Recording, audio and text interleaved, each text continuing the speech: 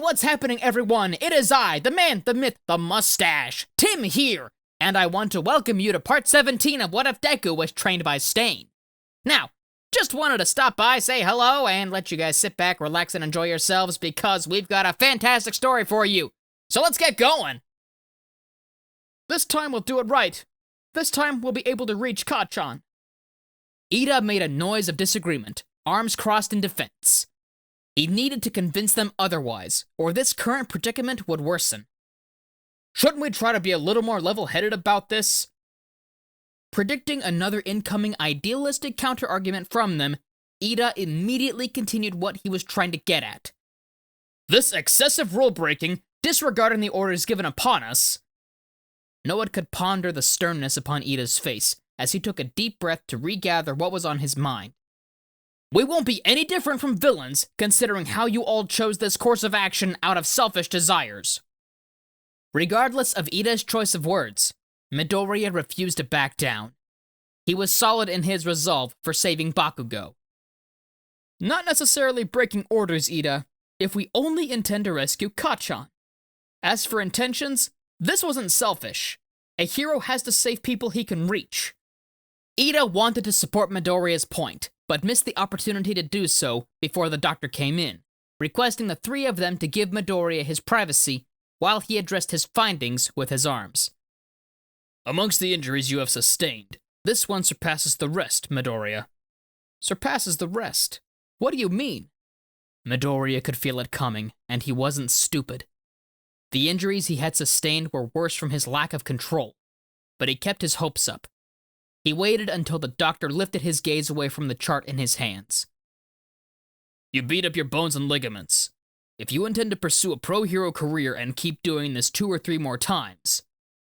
There was only dead silence, like how waters remained still before chaos ensued. You'll have to live a life without functioning arms. Izuku, please. Your mom's heart cannot take it anymore. Right now, Midoriya had to look after himself, or he might lose his chance before he could say plus ultra as a pro-hero in the future. On the other hand, the doctor had given him a letter, one that wasn't of medical relation, but would surely lift his patient's spirits. Kota. It took Midoriya everything to maintain his composure as his eyes read the paper. Meanwhile, Bakugo was slowly gaining consciousness, his crimson eyes meeting the place's warm light. As the events that led him there started to settle in his mind, there was only a scowl plastered on his face. He recognized the Mist villain from last time, and the Handman as well as several other villains that stared back at him. The latter villain seemed relaxed, finally facing him, despite having his face hidden by that obscene hand. Greetings, young Bakugo. What do you say about becoming one of my comrades, aspiring young hero? Even though Bakugo would have preferred a satisfactory explanation as to why he would oppose without a second thought, such were the matters he favored not to fancy himself. Eat shit and die. He even graced them the audacity to show a smirk, a telltale sign that he didn't care, that none of them would make him say otherwise. Bakugo was adamant in not listening to the League's banter of their villainous views, or why they decided to choose such a path. For he solemnly held his beliefs of not troubling himself with these lowlifes he saw as extras. It went on until Bakugo had heard the Handman, who seemed to be their leader, as he gestured his actual hands towards the young hero. Yet his gaze went to the patchwork skin villain. Dabi, remove his bindings. There were protests among the other villains. Admittedly, Bakugo found himself in the same thoughts. He was starting to assume that these hoodlums who called themselves the League of Villains were looking down on him too. He might go feral, knowing the kid's nature. The Purple Mist villain then proceeded to speak, supporting what Dabi had just claimed. Dabi is indeed right, Tomura Shigaraki. There are chances that he might jump at the first opportunity of being unchained. However, as an unseen smile crept upon the face of the man called Shigaraki, he had much opposed this, and thus he allowed everyone to know why. I truly wanted the young hero on my side, and if we wanted to gain his favor, then the first step shall be treating him as an equal. There was a dead silence as he paused. Bakugo knew it wasn't just that.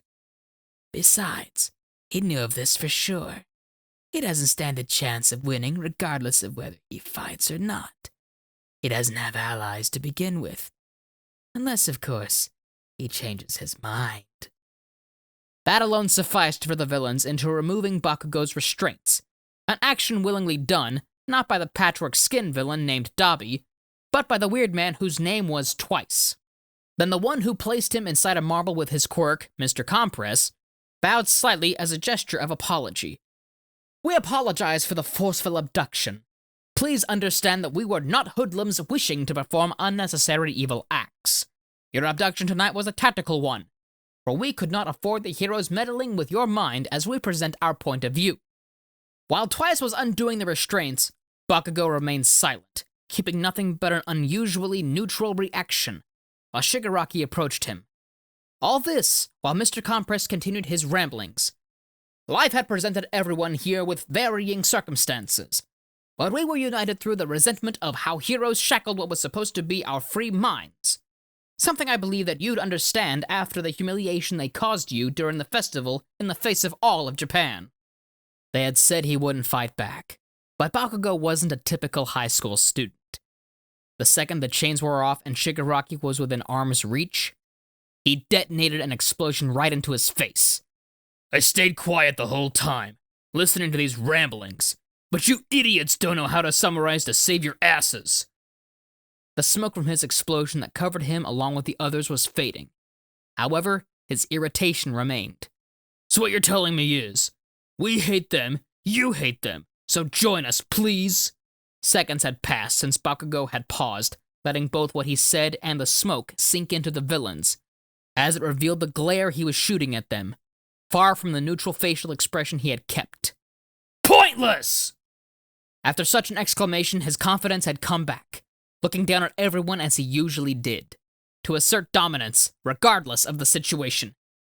You shitty villains can say all you want, ramble on forever for all I care, but none of you can ever change my mind. I've been won over by how All Might has looked at victory. There was only silence as Shigaraki focused his gaze towards the hand that had slipped from his face, while the rest discerned how impenetrable Bakugo's resolve was.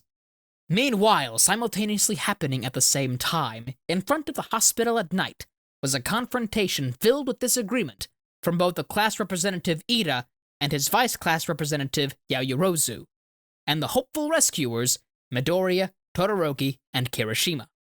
This is a foolproof method to ensure expulsion if you were to ask me.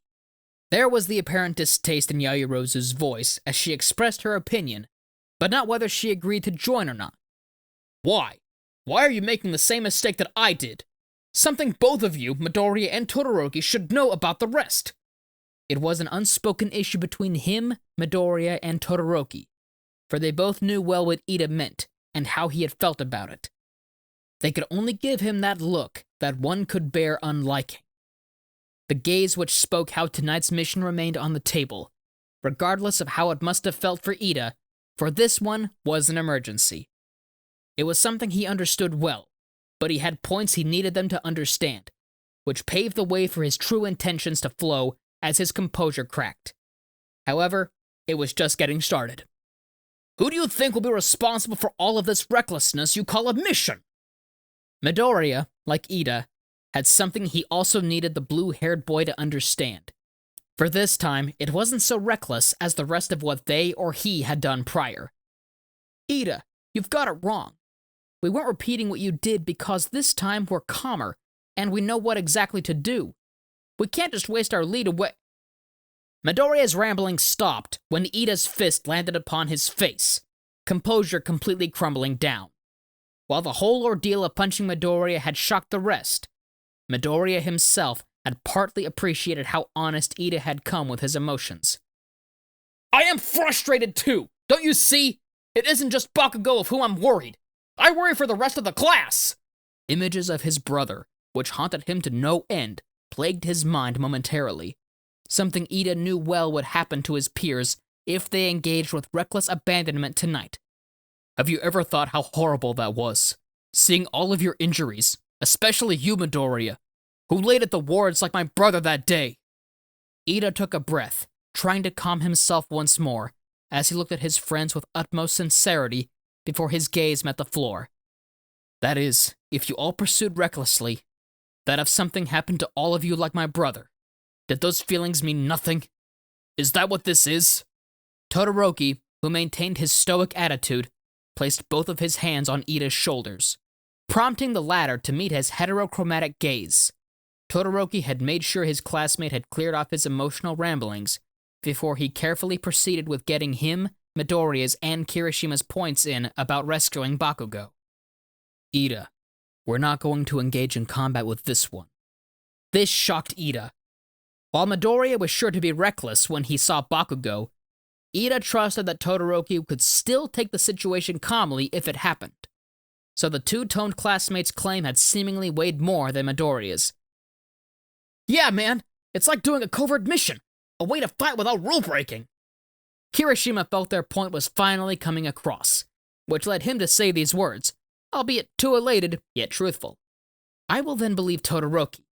This time it was Yaoyorozu's time to have her convictions set, for she had also been thinking about the night of the abduction, and how she could have helped more, both as a hero in training and a classmate concerned for the wellness of her reckless and selfless peers.